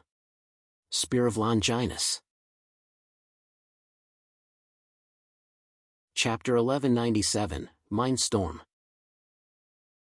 The blood-stained spear that seemed to come from an ancient time that couldn't be traced had absorbed the entire room's presence, stabbing straight into the body of Saint of Secrets Bodis. The brown-haired, firm-bodied Bodhi's figure faded away, turning into a pair of black double doors. At the same time, he appeared behind the door, placing himself in a separate world from the terrifying spear as he looked at it from afar. In the next moment, the spear that was stained with red blood pierced through the black door and bore into the space where Bodhi's was. Bodhi's figure kept retreating, constantly transforming into one illusory door after another. Some of them were made up of two winding stone golems, while others had a fist-sized hole by the gaps of the door. Some were embedded with silver nails, while others were covered in mysterious patterns. One after another, they were layered repeatedly, extending to an infinite number. Without a sound, the spear of Longinus tore through the illusory doors without stopping at all. It didn't allow Saint of Secrets Bodis to find a chance to escape. In less than a second, the blood-stained spear that emitted a strong sense of destruction had shattered countless illusory doors. After it suffered a decline in its aura, it finally stabbed into its target's chest. Countless cracks instantly appeared on Bodhi's body, as if he was a ceramic object that had fallen to the ground. With a cracking sound, the Saint of Secrets turned pitch black as he disintegrated into pieces, scattering all over the ground. This didn't seem like his actual body, but more like his shadow. This was the shadow substitute spell he had recorded from a certain sequence 3 Saint under the true creator. Of course, without the layers of doors weakening the spear of Longinus, he believed that it was very likely that his shadow together with his body would have shattered together. After narrowly dodging this strike, Bodhi's endured the dizziness and shock brought about by Catalea's incomplete mythical creature form as he made a gigantic, scaleless silver snake appear in his eyes. This gigantic snake was so large that it filled Bodhi's eyes. Its surface was filled with dense patterns and labels formed by one mystical wheel after another. Its head connected to its tail as it merged with countless illusory rivers, turning into a blurred, surreal, and slowly spinning gear. Around the round gear were all sorts of symbols that represented different futures. Suddenly, the black fragments that had yet to disappear on the ground flew up one after another and reorganized themselves on the spot, restoring Bodhi's. The ground that was stained with dark red blood quickly retreated from the numerous illusory doors until it returned to the distorted black blob. The strong, fearful atmosphere receded like the tide and left the room. The black blob that was covered in cracks and eyeballs squirmed and restored itself, turning back into a purple-patterned black-robed woman with a hood. Everything returned to the point before the ugly duckling magic was used. Reboot of fate. This was one of the rewards given to Saint of Secrets Bodhi's for crushing the Abraham family. He was allowed to record the sequence 1 beyond her power from the Angel of Fate, Ouroboros. Of course, there was definitely a huge gap from the original version. It could only reboot reality for 3 seconds, and it was limited to the space of a tiny room like this. It wasn't even able to affect the entire first floor of the apartment. The moment reboot ended, the prepared Saint Tenebrous Schisma immediately took action. The Gray's twisted shadow that stemmed from a sanguine count spread open its arms and made a gesture of embracing the crimson moon. The darkness around Catalea surged, instantly forming illusory but firm black chains that bound her to her spot. The flesh and blood that covered the ground, walls and ceiling gathered together rapidly, turning into a knight covered in black full-body armor. He held a heavy greatsword in his hand and looked extremely oppressive. In the gap of the Black Knight's visor, 2 dark red beams of light flickered and instantly locked onto the hooded woman beside the pumpkin carriage. The shadow beneath Catalea's feet suddenly came alive as it grabbed her ankles. Like a water current that had its water level rising, it gripped her tightly. Black Knight, commandeering shadows. Then, the gigantic knight that was almost reaching the ceiling as though he came from mythical legends rushed to a spot not far from his target with a single step. He cleaved down with the heavy, long broadsword. Elsewhere, a silver illusory book in the eyes of Saint of Secrets Bodhi's flipped rapidly. It then stopped at a single page. With that, Bodhi's reached out his left hand and grabbed the pumpkin carriage across a distance of 20 to 30 meters. He then grabbed at the mysterious woman in a purple-patterned black robe. His arm suddenly grew longer, and its surface was black and sticky, as if it was flowing with an evil liquid. Amidst the liquid, pale skulls and eyes with pronounced blood vessels grew out, including sharp teeth and tongues. All sorts of strange things grew out, causing extreme evil and extreme madness to spread rapidly through the area. In the room, the ground instantly cracked and the few cockroaches that were still alive collapsed to the ground. This was an attack from a particular state of abomination Sua. Back outside Byam City, Saint of Secrets Bodhi's had been attracted by Tinder. It appeared as though he only watched from the sidelines for a while before picking up the item and leaving immediately. But in fact, he had been desperately trying to record the powers or states of the high-level existences. After failing numerous times, due to the frequent blessings of fate, he eventually obtained what he wanted. Of course, during that battle, he only managed to record 1. Under this evil and pitch-black arm, Catalea's consciousness was tainted with madness. For a moment, she was unable to respond effectively. Together with the shackles of darkness restraining her shadow, she could only stand rooted to the ground as she watched Saint Tenebrous Schisma's greatsword slash at her while Saint of Secrets Bodhi's reached out his left hand to grab at her.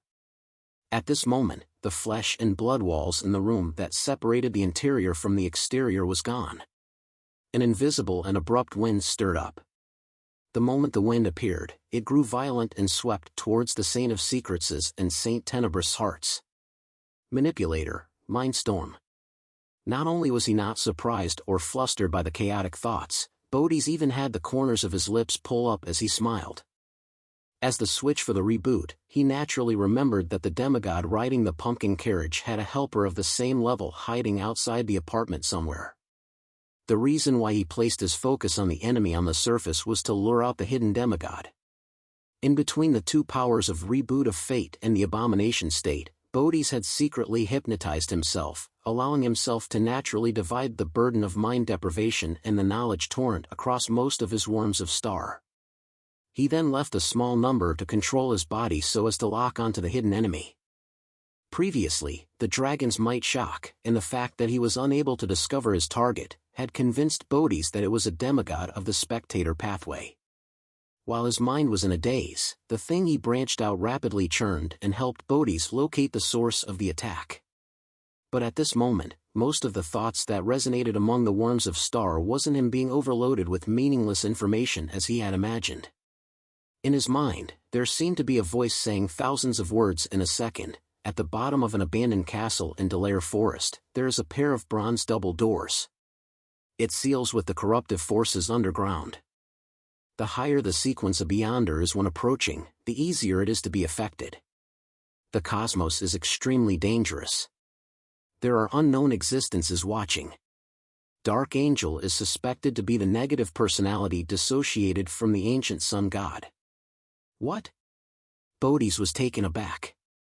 He felt that these thoughts were dangerous, but he couldn't help but wish to understand more. Just this moment of stupor made the enemy he had already found disappear once again, escaping his range of attention. As for the abomination palm that was hurtling towards the pumpkin carriage and the female demigod, it also slowed down. Similarly, Saint Tenebrous Kismo was also affected by the mind storm as his actions stiffened for a second. By the time they recovered, Catalia had already opened her mouth and spat out a pea. The pea instantly grew, turning into thick green vines that dragged Catalia out the door, allowing her to escape the shackles of darkness and regain some freedom of movement. By the time Saint Tenebrous' heavy greatsword and Saint of Secrets' pitch-black arms landed on her, they only shattered a shadow and did not injure this mysticologist. They had shattered Catalia's Emperor's New Clothes magic, something that didn't exist at all, so she naturally wouldn't be injured. In the next second, the hooded lady in the purple-patterned black robe suddenly turned transparent and turned into a pile of foam. The bubbles quickly scattered and burst one after another. Nothing was left behind. As for the green vines, they grew into midair and burst into flames, illuminating the surrounding streets. Everything returned to normal. It was as if the short and intense demigod-level battle had never happened. Saint of Secrets Bodhi's and Saint Tenebrous Kisma exchanged glances. They weren't surprised by such a development. Clearly, after the sneak attack failed, the two demigod enemies were at a disadvantage and could no longer achieve their goals. Furthermore, this was Backland. The longer they delayed, the more dangerous it would be. Hence, they took the opportunity to escape. In addition, in order to interfere with the tracking, they had deliberately created a huge commotion to attract the authorities of Backland. As for the copy of Lamino's Travels and a sequence 7 or 6 Apprentice Beyonder, they were baits that could be abandoned. After a slight nod, Saint of Secrets Bodhi's took out a crystal ball from his black robe's concealed pocket. It bloomed with light before it quickly shattered and merged into the void. He was trying to prevent tracking via mysticism means. Indeed, he didn't dare to stay any longer. He planned on teleporting away and returning to the Aurora Order headquarters. Then, he would interrogate the bait and figure out the truth before deciding what to do next. A second later, Bodhi's figure quickly turned transparent and disappeared. Kisma entered the shadows and rapidly left, wiping the traces behind him along the way. Chapter 1198, Frenzy. The Saint of Secrets, Bodhi's, began to traverse the spirit world the moment he entered, heading straight for the easternmost front of the Sonia Sea, the ruins of the Battle of the Gods. At this moment, his thoughts blurred. His body turned and left the spirit world through another place. By the time Bodhi's received a warning from his spirituality and had regained control of his own thoughts while feeling tense, what he saw was a bare forest with nearly all its leaves scattered. There was no one around, and the crimson moon hung high in the sky.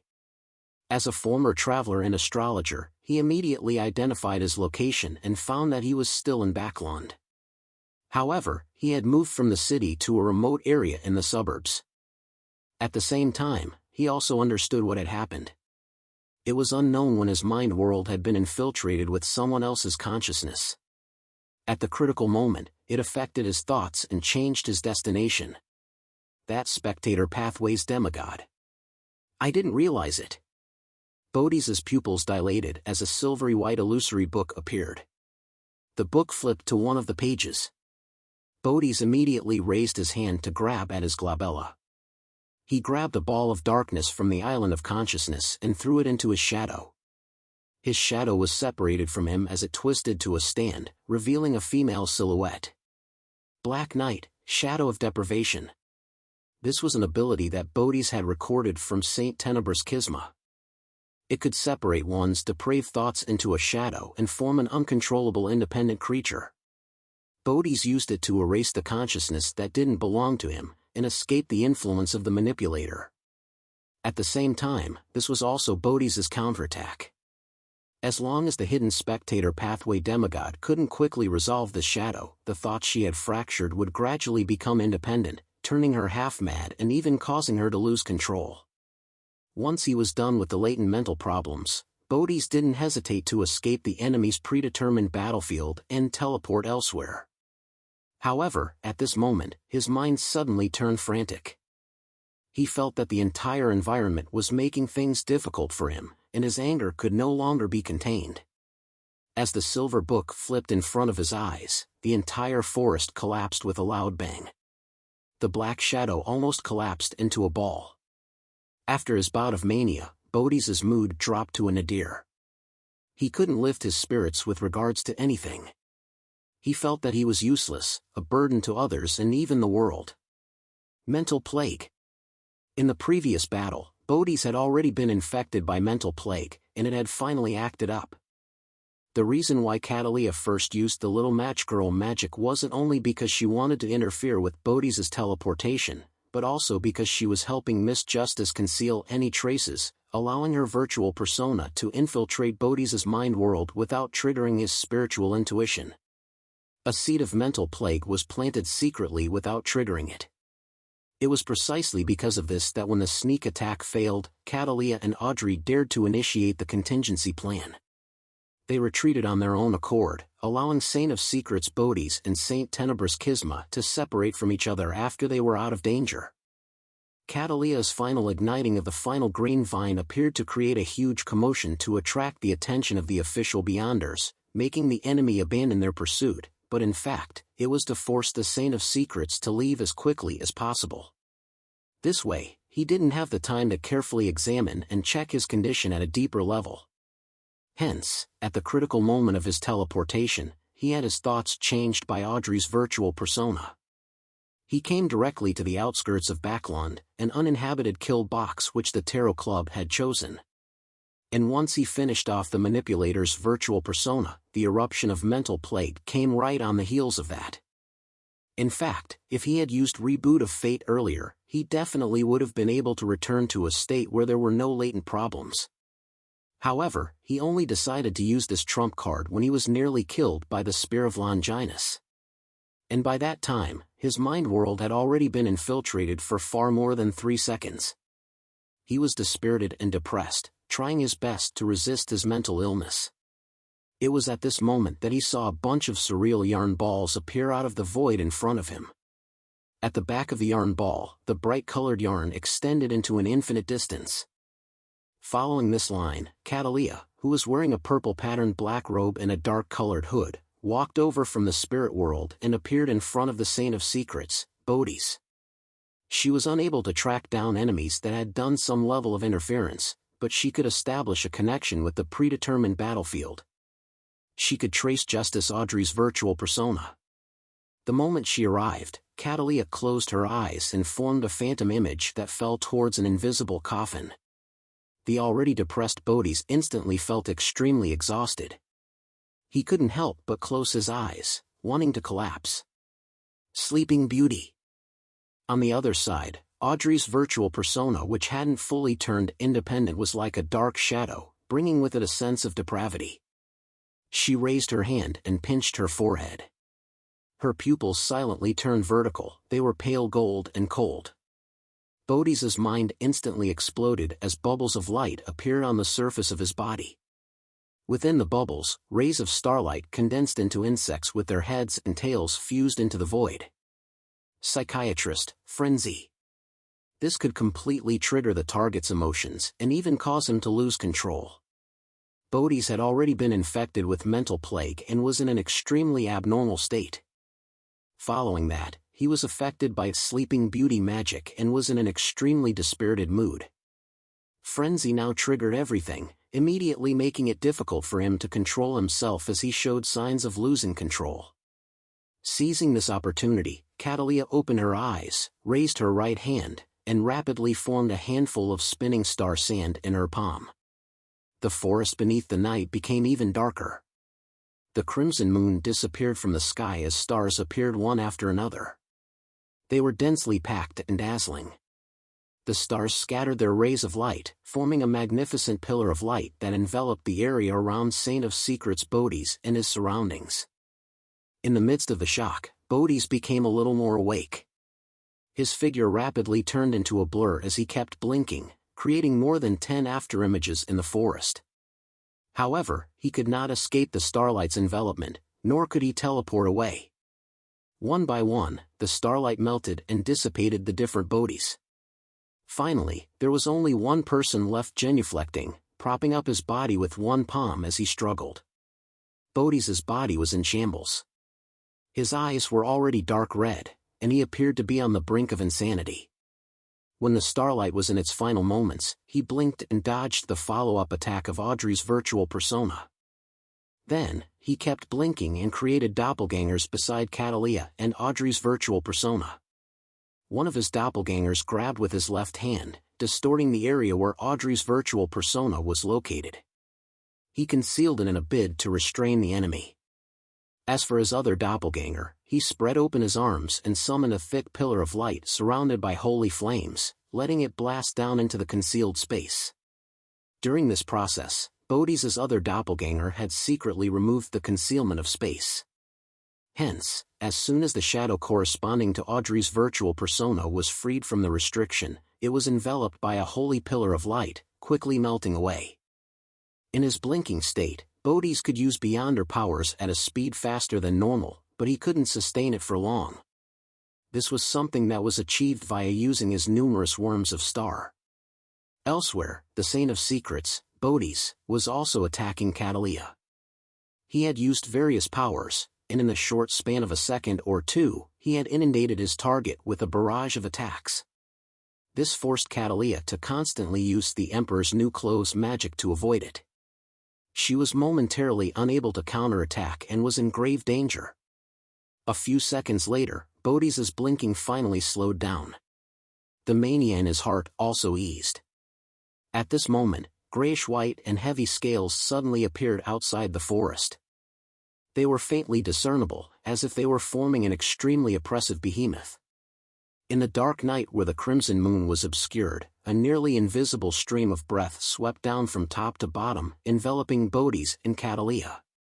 The two demigods felt as though they were struck by lightning as their psyche was torn apart. Their spirit bodies seemed to be penetrated. The breath of a mind dragon. With his mental state already in a terrible state and having used a couple of his trump cards, Bodhi's mind went blank. As the flashes flashed before his eyes, his body couldn't help but tremble. As for Catalia, she was carrying the moon paper figurine that she had obtained from Force. This helped her bear the burden of psychic piercing once. Although it was unable to completely eliminate the effects of mind dragon breath, it could help Catalia recover faster. This meant an opportunity in a battle at the demigod level. In just a second or two, Catalia's eyes returned to normal. As for Audrey, who was in her dragon form and hiding in the darkness outside the forest, she cast another mind deprivation on Bodhi's. Without any hesitation, Catalia raised her right hand and condensed the terrifying spear that was stained with fresh blood. She threw it at the Saint of Secrets, Bodhi's. This time, Bodhi's could no longer dodge or resolve the situation. His chest was pierced through by the spear of Longinus. His body stiffened for a moment before it rapidly collapsed, turning into countless dazzling worms of star. Some of these worms of star vanished directly, while others devoured each other. Some of them fused into a distant spot, forming a new Bodhi's. There was no longer any rationality left in his eyes. His body was continuously collapsing, revealing an incomplete and extremely weak mythical creature form. At this moment, an illusory door appeared beside him. It was grayish-blue that had 7 brass locks. The illusory door quickly opened as it spat out a 3-layered jewelry box embedded with various gems. The box of the Great Old Ones which had been exiled had returned. With a crazed look in his eyes, Bodhi's caught the box, revealing a cruel and bloodthirsty smile as he tried to open it. The 3rd level. Chapter 1199, Inauspicious Box. Towards the return of Bodhi's Grade 0 sealed artifact or the restoration of its normal condition, the hermit Catalia and Justice Audrey had made a preliminary plan. After all, they weren't confident at killing a demigod in such a short period of time. If not for the fact that Bodhi's had fallen into a trap having suffered the lethal blows of mental plague, sleeping beauty, and frenzy in putting him into a crazy and incoherent state, he actually had many opportunities to teleport away without being stopped. In that case, Catalia and Audrey could only wait for Bodhi's to return to a safe house and release force. Once the Eye of Mystery prying provided them feedback, they could remotely create an opportunity for Miss Magician to summon the historical void projection. At this moment, facing Bodhi's, who was on the path towards losing control with no way to reverse it in his crazy attempt to fully activate Grade 0 sealed artifact, Catalia and Audrey, one right in the middle of the scene and the other hiding outside the forest, simultaneously took the same action. They took out a translucent dark charm and recited a word in Jotun, star. This was a teleportation charm. Following the patterns, labels, and symbols of the record on the Lamino's travels, Klein had made a charm himself. Since Saphira Castle could mobilize the powers of the Marauder pathway, there was no reason not to respond to the pleas of the apprentice domain. As for the materials needed for the charms, be it mysticologist Catalia or Traveler Fours, the both of them had a certain level of understanding towards it. There was no need for Mr. Fool to teach them. When the two of them teleported away with the triggering of the charm, having plans to come back after a minute or two to confirm the situation, there was a cruel smile on Bodhi's face. His eyes were filled with madness as his actions suddenly stiffened. No matter how hard he tried, he couldn't open the 3rd level of the box of the Great Old Ones. It was extremely heavy, as though it was enveloped and suppressed by layers of forces. There was no way to activate it. This made Bodhi's feel like he was attempting to open a new world, not a box. In an instant, he sensed something, and the madness in his eyes disappeared. Extreme astonishment and fear arose in him. Tick-tock. Tick-tock. Wisps of light slid down from Bodhi's body. When they touched the ground, they transformed into insects formed from resplendent starlight. The insects' bodies were bent into a semicircle, forming a magical glow that resembled illusory doors. At this moment, his incomplete mythical creature form suddenly collapsed and disintegrated in an irresistible manner. The 2 eyeballs of his eyes landed on the ground and were stained with dust. These 2 eyeballs were frozen with an indescribable look of horror. They were maintained perfectly, completely different from the other parts of his body. A Sequence 4 Secrets sorcerer died just like that. Pah! The box of the Great Old Ones, which had a silver-black surface with many gems embedded in it, dropped beside Bodhi's eyes, just like a jewelry box commonly seen in aristocratic families. Above the gray fog, in the ancient palace, Klein heaved a sigh of relief as he lowered the sea god scepter in his hand in puzzlement. He was just moments from activating the power of Saphira Castle and using the level of an angel to conjure lightning storm. He wanted to prevent Bodhi's from opening the third level of the Box of the Great Old Ones, but the Saint of Secrets' mutually destructive counterattack had failed to succeed. He encountered an unexpected failure from the very beginning. After Shio left the first battlefield, she immediately followed the plan and prayed to Mr. Fool. With this, Klein found an opportunity to enter the world above the gray fog. Through the crimson star corresponding to the Hermit and Justice, he monitored the battle. As she moved to the second battlefield, Audrey found an opportunity to pray, so that Klein could use her crimson star to directly interfere with the real world. This was also the reason why Audrey had arrived at her destination later than the Hermit Catalia.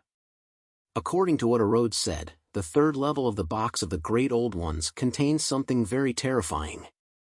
I thought that the true creator had given it to him in order to create a terrifying disaster at the critical moment, so as to showcase the true colors of an evil god. Who knew that it couldn't be opened? Klein glanced at the crimson star representing the magician and discovered that it was covered in a layer of black ash.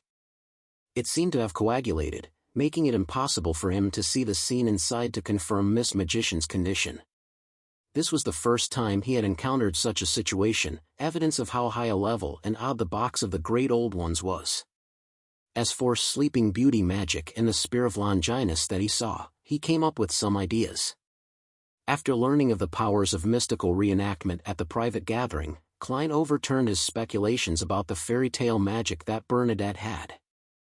He had originally believed that the Emperor had specially created the stories for his daughter based on the fairy tales on Earth, or that after Bernadette's father passed away, she had deliberately reenacted the fairy tales he had told her about as a way to express her grief. From the looks of it, the answer likely wasn't this. Some of the fairy tales before the first epic might have been mysterious. This meant that those fairy tales originated from mysterious incidents that had happened in real life. They were spread among the people and gradually became stories. They were recorded down by writers and further embellished. This corresponds to the prophecy regarding the time when the stars are right. Mystery and has never left and has always been around. It was just that in the Earth era before the first epic, they were suppressed by some kind of power or sealed. If that's really the case, some of the legends and stories on Earth can be explained from another angle. It's no wonder there's a Spear of Longinus.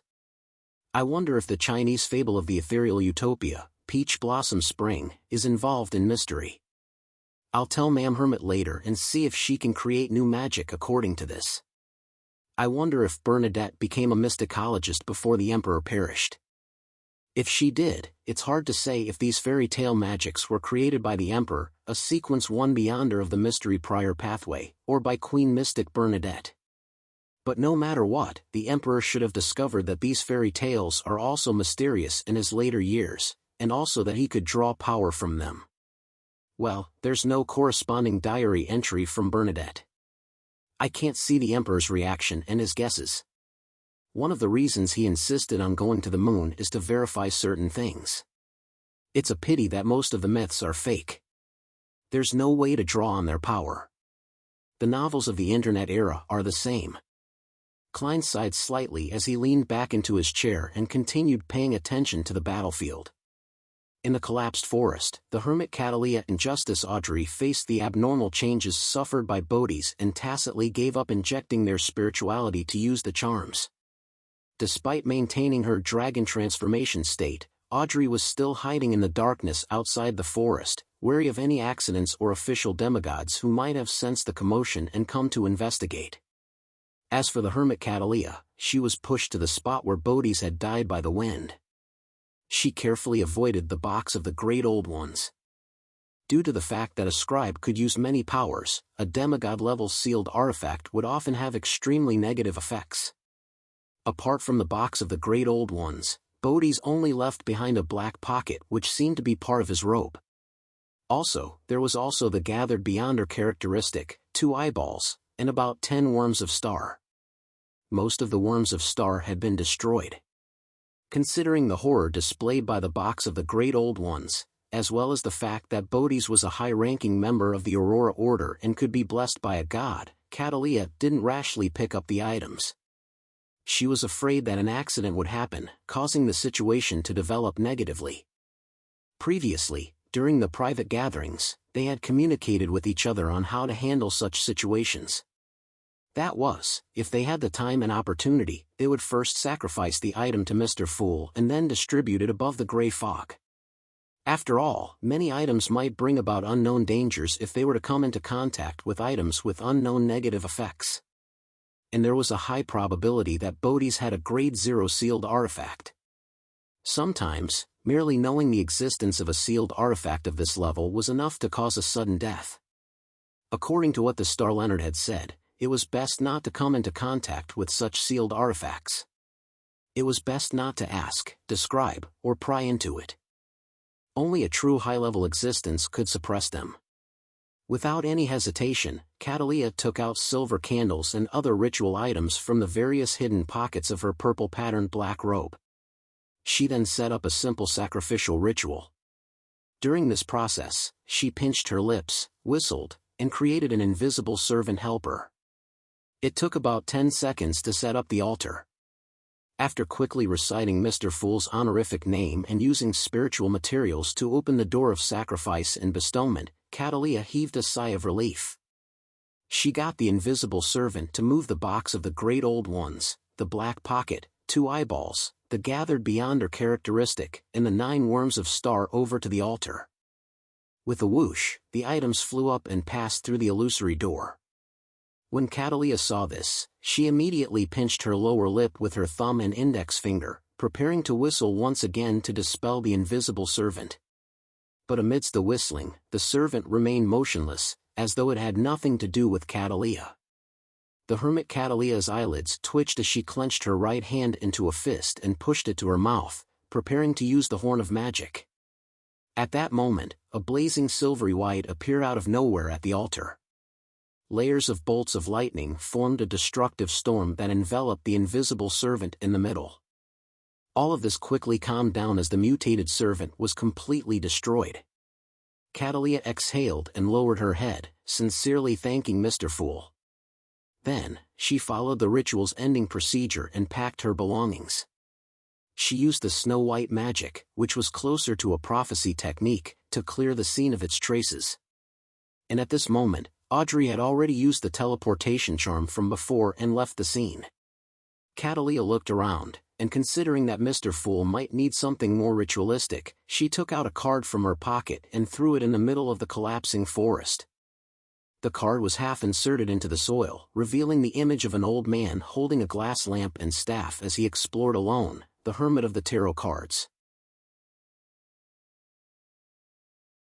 Chapter 1200, Randomness. After a while, the space in the collapsed forest suddenly tore apart, revealing an illusory yet mysterious door. The door opened silently, and a handsome man with black hair and golden eyes walked out. He was dressed in a well-ironed suit, looking mature and elegant. Before he could examine the scene, he heard a loud boom. He could feel a violent storm blowing towards him, and he saw a middle-aged man with an imposing aura appear in front of him. The middle-aged man had rather obvious large earlobes. His hair was dark blue and thick, and there seemed to be countless bolts of lightning hidden in his eyes. He was the cardinal of the Church of the Lord of Storms, Archbishop of the Backlund Diocese, Deep Blue Officiant Randall Valentinus. The clergyman in the black robe that was embroidered with storm symbols looked around and cast his gaze at the golden-eyed man. He asked in a thunderous voice, "Celt, what happened here?" Celt, the golden-eyed man, shook his head. "I just arrived too." Just as he said that, a mountain-like nearly transparent spirit body appeared in the void and placed a figure in midair. The figure was dressed in a long black, red-patterned bishop robe. His eyes were deep and he didn't have a beard. He was the person in charge of the Backlund Diocese of the Church of Evernight, Anthony Stevenson. After the gigantic spirit body completed its mission, it immediately shrunk and entered St. Anthony's mouth. At the same time, black long hair covered his face, and a translucent, drifting spirit appeared behind Anthony. It held onto his shoulder, preventing him from falling. In the next second, a turbulent flow of air rushed over from the Baklon city and pushed a figure towards this area at high speeds. Soon, the figure came to a stop. It was an old man dressed in a white priest robe and a clergyman's cap. He had a kind and gentle face. The air that was spewed out from the elder's back vanished as the black tube that was shimmering with metallic light retreated back into his body. This was the Archbishop of the Church of the God of Steam and Machinery's Baklon Diocese. He was a member of the Divine Council, Horamic Haydn. He strangely stopped in midair and looked around. Although the battle here isn't too intense, it's definitely at the saint level. Also, the remnant polluted aura is simply. As they spoke, the four demigods looked down at the middle of the collapsed forest. There was a tarot card depicting an old man holding a staff and a glass lamp. The Hermit card. Randall Valentinus, Celt, Anthony, and Horamic instantly fell silent as no one spoke for a moment. Above the gray fog, in the ancient palace, Klein was frowning as he looked at the box of the Great Old Ones in front of him. The moment this Grade 0 sealed artifact was sacrificed, the entire Saphira castle began to stir, as if it had been brought to boiling point. A massive amount of power was automatically activated, forming a torrent that appeared like steam as it completely drowned out the box of the Great Old Ones and wrapped around it tightly. At this moment, the silver-black jewelry box that was embedded with gems seemed to become an insect in amber. There was no room for any movement. Previously, Saphira Castle was triggered when I spied on the true gods or kings of angels and when I was injured. This is the first time it has experienced such changes due to an item from external sources. Klein couldn't help but raise his right hand to wipe away the non-existent sweat. Frankly speaking, he was still a little afraid. He felt that he had been a little carried away after gaining initial control of Saphira Castle. In the past, he didn't dare let a Grade 0 sealed artifact enter this place. And this time, because it didn't involve a uniqueness, and with how he had improved compared to the past, this gave him the thought of making an attempt. Thankfully, it's under control. In the future, I'll have to tell Ma'am Hermit and the others that they can't pick up anything and sacrifice it to me. I'm not a rag and bone man. After muttering a few words, he began inspecting the box of the Great Old Ones. He remembered that Miss Magician was still inside the sealed artifact, so he planned on figuring out the situation of the box of the Great Old Ones as soon as possible so as to prevent the bait from dying due to wasting time. This sealed artifact's level is very high. Rhodes's understanding of it is rather limited. I'll still have to do it myself. From the looks of it, as long as I don't attempt to divine what the third level is or attempt to seek out the source of the power, the danger is acceptable or even non-existent. Klein made a preliminary assessment based on his spiritual intuition. Immediately following that, he conjured a pen and paper and began doing a divination. After an unknown period of time, he finally opened his eyes and muttered silently, "The first level can allow the interior space to switch locations with the target's area and miniaturize the corresponding scene, turning objects into toys." This is an ability that can barely be made use of. The living beings that have been turned into toys must be released within 24 hours. Otherwise, they will be permanently converted. Even their spirit bodies will never enjoy an eternal rest. It's very easy to release them. As long as a specific region is chosen, one so small that it's almost devoid of any living creatures, swapping it with the interior space will do. There is a limit to the scope of this ability. It reaches its limit with a city the size of Baklund. Why did I use Baklund as an example? The second level records different scenes. There are the abyss, cosmos, and all sorts of places. It allows the wielder and the living beings within a certain range to directly move to the target area. This problem is it's random. A small portion can be designated by the wielder, thus releasing the corresponding location. Most of the time, the chosen location will change, and the destination of the final destination will be unpredictable. As for when the designated location will be effective and when an anomaly happens, there's no way to know. Besides, this seems to be something that can't be affected by good luck. Or perhaps, good luck cannot affect those below sequence 0. This means that I can't use this box of the Great Old Ones' beyonder power to directly transfer the City of Silver out of the forsaken land of the gods. Sigh, if I can, my miracle invoker ritual will be very simple. I'll try and see if making them into toys will work later. The third level is very dangerous, very, very dangerous. I won't take the risk to pry into its secrets. No, this should be called courting death. The negative effects of the box of the Great Old Ones are very simple. It's just that the wielder will randomly vanish, suddenly die, or mutate. If there are no holders, the living beings in the surrounding areas will encounter terrifying matters one after another depending on their distance from it and their sizes. The maximum range is the same as the first level. These Grade 0 sealed artifacts can destroy cities wantonly, killing hundreds of thousands or even millions. It's no wonder they are given the highest ceiling. One is not to ask, describe, or pry into them. Where did the entities that vanished go? This seems to have something to do with the scene of the second level. The reason why the Saint of Secrets dares to move around with this sealed artifact is because he had the blessings of the Angel of Fate Ouroboros. He can reduce the negative effects to a minimum, but even so, he didn't dare to hold onto it for too long because the blessings would wear off. It looks like the reason he didn't manage to recover his lucidity ahead of time and find a chance to teleport away had to do with his luck turning bad. It's really hard to kill saints that are valued by a huge organization. I must say that Ma'am Hermit is considered experienced and clear-headed. She didn't make any rash contact with it.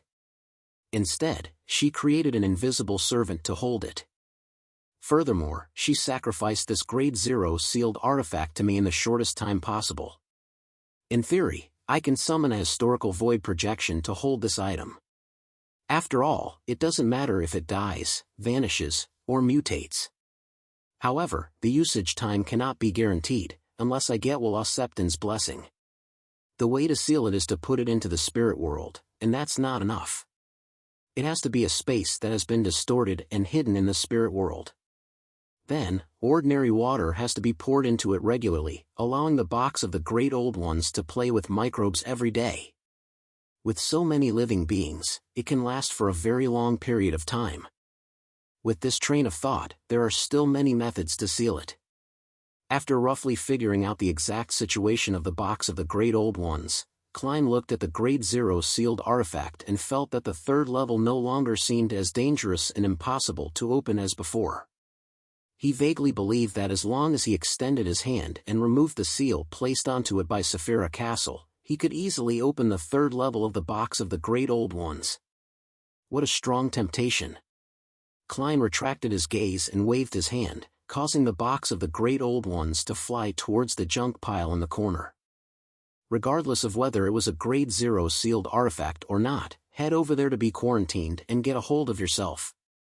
As a terrifying Grade 0 sealed artifact, one has to have a number to show its importance. Unfortunately, I don't know how many Grade 0 sealed artifacts the 7 churches have obtained. It shouldn't exceed 50, right?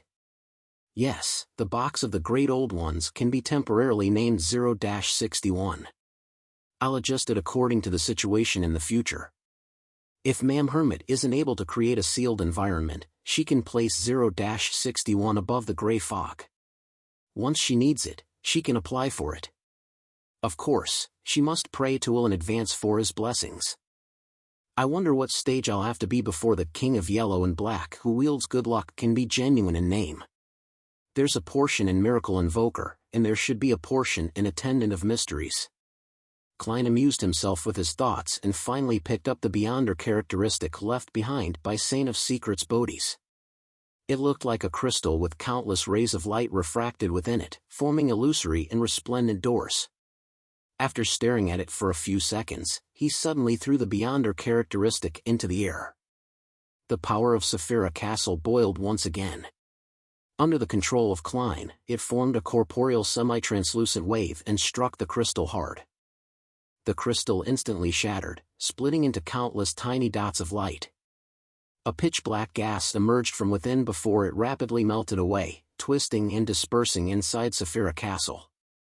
Under the law of convergence of beyonder characteristics, those tiny dots of light slowly gathered together, and in nearly a minute, they reformed into the magnificent and dreamy crystal-like appearance from before, and landed in the palm of Klein's hand.